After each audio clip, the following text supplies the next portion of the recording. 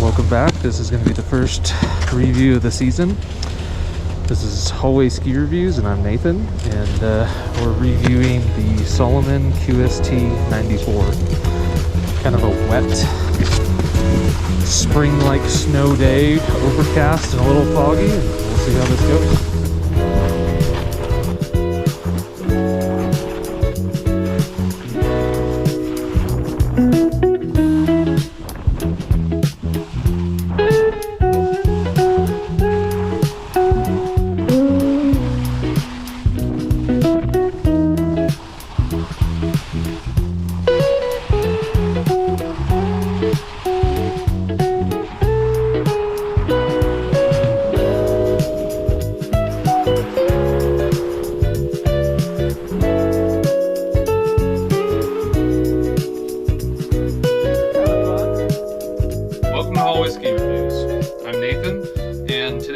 Talking about the Salomon QST 94. I don't currently have the ski here with me. I did do a one-day demo rental and had to take it back before I was able to do the video, but I'll put some clips in here with all that, some pictures of it. Okay, let's just run through some stats here real quick. So ski weighs about 1,900 grams. Mount point is 9.6 back from center, so squarely in the directional ski, platform. I skied this in a 180 centimeter, and it had a 16.5 meter turn radius, so pretty short. The core is poplar, and it has basalt and fiberglass and cork damplifier or something like that. I think is what they call it, cork and TPU or something. And this was a really fun ski. It does have a fair bit of rocker.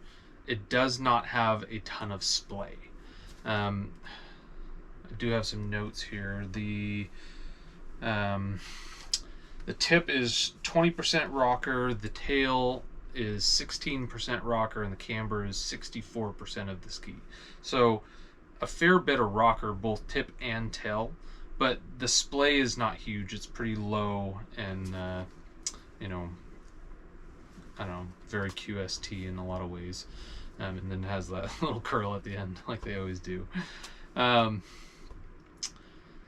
As far as the ski goes, I skied this on a spring-like, it was probably upper 30s, almost 40 degrees that day, and pretty soft, some ice patches here and there, but generally just spring slush almost, but not sunny. So, the snow did hold up. It didn't push or do anything weird, so it wasn't a bad day to do a demo.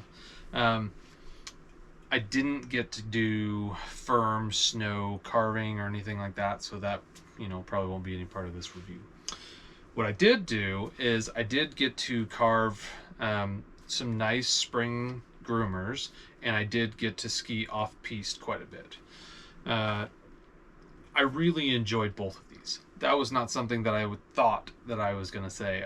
Like in my experience on QSTs in the past, they're off-piste skis. They are not for carving or on-piste. Like, they're not exciting. They're, fairly damp skis and not something that I would say is ever an exciting carver. The QST 94, on the other hand, is an energetic carver. It does have a fair bit of energy built into it. It is a short turn radius, 16.5 meter turn radius in the 180. So it is pretty snappy and lively, and you can get a ton of energy out of the ski. And then the higher the edge angles you get, the more you can get that tail to bite, and it actually holds pretty darn good. And I was really impressed with that. That's not an experience I've had on QSTs in the past. So kind of a cool thing. So if you're a directional skier who's able to get forward on a ski, and it's not like you even have to, I guess, like, this is a pretty friendly, nice, easygoing ski that has a fairly high performance ceiling. I think that's how I would describe this. The tail has kind of this unique, kind of almost like squared off shape in the end. And I actually brought a blank end because I have an older, I think this is 2022 or something. And it's not going to be quite the same, but I was getting a lot of notes from the 94 when I was skiing it that made me think of this older QST blank. And, you know, part of that I think is like this kind of more squared off tail shape. Like this has taper way down here. And the 94, the taper is, I don't know, somewhere up here. So it's a little bit different. The 94 has quite a bit more bite than the blank does. But it definitely had a very similar feel in the tail. And I think it's just that wider tail. On-piste, super fun, you know, compared to anything I've had in the past with QSTs. Off-piste, though, this is where the ski really started to shine. And, you know, any of the past QSTs, including this blank, like, no exceptions. QSTs have always been amazing off-piste skis, and they do it as good or better than anybody else. I never was a huge fan for the 98, but I think that was just my own personal skiing style. That ski was not much of a carver, and I just did enjoy it. The 94, on the other hand, I really love this ski. This ski kind of surprised me with its performance ceiling and its ability to kind of hang back and chill and be easygoing. Like, it struck this really nice balance of, you know, a ski that you don't know what ski to bring, you don't know what to do, like, or maybe you don't know what ski to buy. Like the QST 98, you know, like if you have the basic skills, slarving, carving, and you're trying to push yourself to be better, if you're an intermediate skier, this would be a fantastic ski for you. The dampness is fantastic. You know, it's not going to be as damp as, you know, some of the hard charging K2 Mindbender, you know, 99 Ti or, you know, Volcal M7 or, you know, any of the Enforcers. But like for a ski in this weight class, 1900 grams, this thing actually was very nice, very damp, very like well planted as a ski, and I absolutely enjoyed it. I skied, you know, fast swooping turns. You know, this makes very short turns as well, like 16.5 meter radius. Like, it's going to make short turns. And it has kind of a medium flex pattern. So that medium flex pattern allows the ski to bend, but it's not so soft that you push through it or blow through it. Like, even on this, you know, spring-esque day, I was pushing pretty hard on the front, and I didn't fold the tip at all, which I was pretty surprised at. I actually thought that I was going to fold the tip a couple times, and it just didn't. So that was kind of impressive. The off-piste skiing is really, really good. So I have come to appreciate some bite in a ski with off-piste skiing. You know, like a very slarvy ski, like QST blank, like that ski is super fun just to slarve around and, like, you know, just kind of schmoosh through whatever's in front of you on a fresh snow day. The 94 kind of has a similar characteristic to that, and I think it's a lot to do with the flex pattern. It kind of just like molds through stuff, but it has enough bite and enough energy in it that you can like push into moguls and really kind of slap into them and get a lot of energy out of them and pop over into, you know, the next one. I think that's really fun, and I think it's valuable in a ski, so I really enjoyed that part of off-piste mogul skiing and that kind of thing. It's pretty friendly. I skied, you know, a snake run, a bunch of moguls, and some, you know, off-piste kind of pushed around snow, and at no point did I feel like, oh, my tips are going to catch, or oh, you know, my tails are catching, or whatever it was. Like, it just was a very friendly, nice, even-mannered ski. And, you know, like, I have been on more stronger, powerful skis. Like, I've been skiing a Enforcer 94 a lot more lately. And you know, that ski is just a whole different thing altogether. But you know, as a comparison, you know, this is so easygoing and so nice and so friendly, and still has a pretty high performance ceiling, whereas the Enforcer 94, just, you know, you have to be forward, you have to like be on your game all the time. I felt like the QST, you know, like if I got pushed on my tails, it was fine. If I, you know, wasn't quite all the way forward, it was fine. Like you could ski it centered, you could ski it forward, you could kind of ski it however you want. You can, you know, wheelie on it, you can nose butter on it, you could do all kinds of stuff on this QST 94. And that, to me, is just really valuable to a lot of different skiers. So it just strikes this very, very nice, you know, balance of versatility and easygoing, but with a pretty fun, you know, energetic package.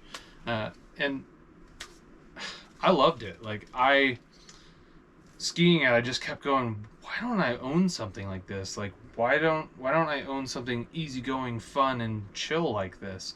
And, you know, like, it's a really good question. I would say, you know, let's talk about who it's for. If you're a intermediate skier and you're looking to buy your, you know, first pair of skis or your second pair of skis, and you're looking for something that's not got, you know, a punishing tail, and it doesn't have, you know, too sharp edges that's gonna, you know, get caught on everything, and you're looking for something that's easygoing but still has like a performance ceiling that you can like push into and, you know, grow with the ski, and you want something that's pretty darn damp for how light it is. 1900 grams, like that's not heavy. And this ski is way more damp than it should be at 1900 grams. The same day that I skied this, I actually skied a Rustler 9, and I could not believe, like, you know, I think about the Rustler 9 skiing in the past, and the Rustler 9, like, it's pretty, like, it has a ton of rocker, so it gets knocked around. It's pretty light, but it's in a similar weight class. I think it's 1850 or something like that. Maybe it's 19 in the 180. And I couldn't believe how much that ski was getting knocked around in comparison to the QST 94. You know, and like the QST 94 doesn't have quite as sharp of edges. It doesn't dig in, I would guess, not quite as well as the Rustler 9. The Rustler 9 actually carves on pretty darn firm snow and has very sharp edges. The QST 94 was just so much more friendly, and just that dampness with the package just made it so much more friendly and so much more like desirable as like a ski that you could go and ski on any day and not have to worry about it. Whereas the Rustler 9 or something similar to that, if it's really bumped up conditions, or if it's really hard and kind of chunky, or if they didn't do the greatest grooming, that ski's not a ton of fun in those conditions. It really gets knocked around and it really gets pushed around, and you're kind of fighting the ski back, you know, to the edges the whole time, and you feel a lot of that vibration up through your body. Whereas QST, there's none of that. That's really valuable for a lot of people, and I found a lot of value in that personally. This ski, you know,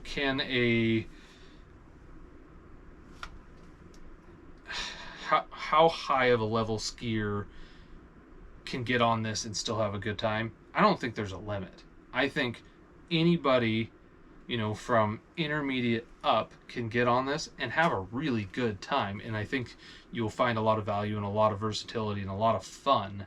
You know, that snappy profile of the ski, the snappy, you know, personality of the ski with that dampness, like that combination is just really, really good. So if that sounds good to you, I think you'll love this ski. It was a lot of fun for me. I may try to get on it again in different snow conditions, just so I can kind of, you know, get more in-depth feeling of what, you know, I was feeling, you know, the other day when I skied it. But as far as it goes, like, I'm super impressed with the ski, and I highly recommend it to a ton of different skiers. So anyways, this is Nathan, Always Ski Reviews. Hope you enjoyed it. I'll see you